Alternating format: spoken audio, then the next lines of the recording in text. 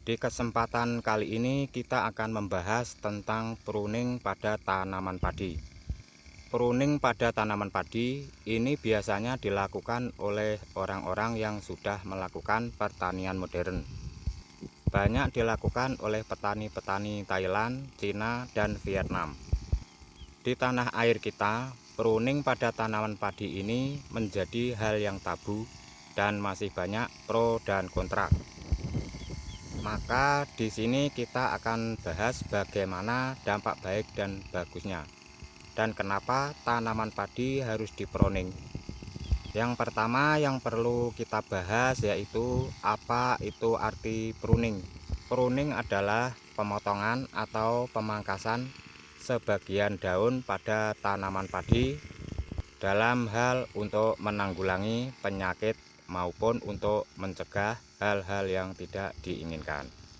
Misalnya karena roboh, hama tikus, ataupun bercak daun, wereng, dan lain sebagainya. Di sisi lain, pruning juga akan berdampak pada hasil produksi. Jika dipahami seperti di pertanian Thailand, walaupun tidak ada penyakit, maka pruning adalah hal yang wajib yang harus dilakukan. Kenapa harus dilakukan? Karena dengan pruning maka kita bisa mengontrol pertumbuhan tanaman, bisa menjadikan serempak, dan bisa memperbanyak anakan. Secara teori seperti yang kita pahami, di masa vegetatif tanaman kita akan memacu pertumbuhannya. Seiring waktu maka kadar nitrogen juga akan tinggi, maka akan mengakibatkan tanaman kita rentan terkena penyakit seperti kresek, jamur, dan berbagai penyakit lainnya.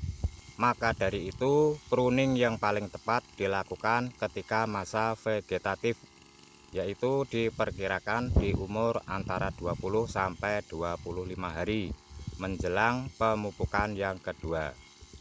Kenapa dilakukan setelah menjelang pemupukan yang kedua atau di umur 20 sampai 25 hari? Karena di situ kita akan menghentikan serentak atau dinamakan dengan stressing tanaman padi kita. Kita hentikan dengan mempruning atau memangkas sebagian batang daun, diperkirakan 1 jengkal dari bawah.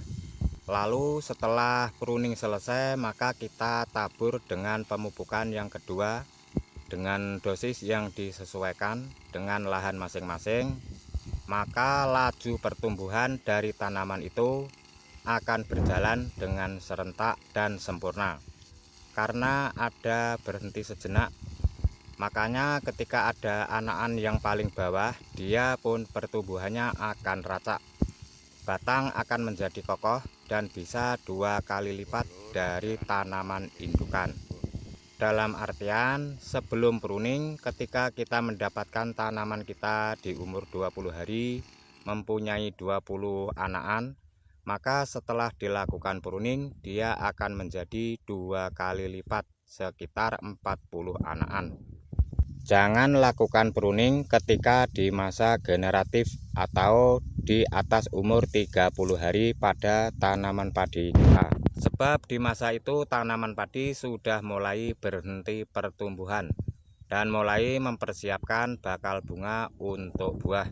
Maka ketika di periode masa generatif ini jika kita melakukan pruning, maka hal-hal yang tidak kita inginkan itu akan terjadi. Seperti halnya setelah padi jebrul, maka dia akan seperti padi singgang, yaitu ureanya sedikit, pendek, dan lain sebagainya. Sebab masa generatifnya sudah mulai berjalan, pertumbuhannya terhenti. Dan apa keuntungan kita melakukan pruning pada tanaman padi? Yang pertama, kita akan mendapatkan tanaman padi serentak dan kompak.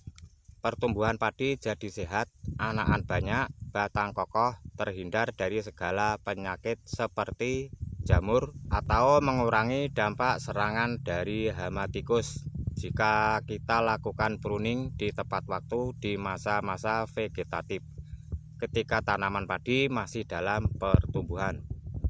Tetapi jika kita melakukan pruning pada masa generatif, tanaman padi kita sedang mempersiapkan bakal bunga dan berhenti beranak, maka tanaman padi kita akan menjadi kerdil, tidak berkembang pada anakan, dan pertumbuhan buah akan seperti tanaman padi singgang.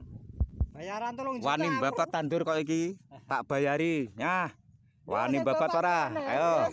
Iki PPL iki. PPL ya. Iki jajal Mas cobaan sak kedhek lho sik. 3 juta ya, Bos. Deal ya, Bos. 3 juta. Deal. Deal, Bos. Deal. Deal, kene. Deal-dealan. Deal. Iki bose iki sing disawang iki. 3 juta. 3 juta kae PPL 1 juta. Oh.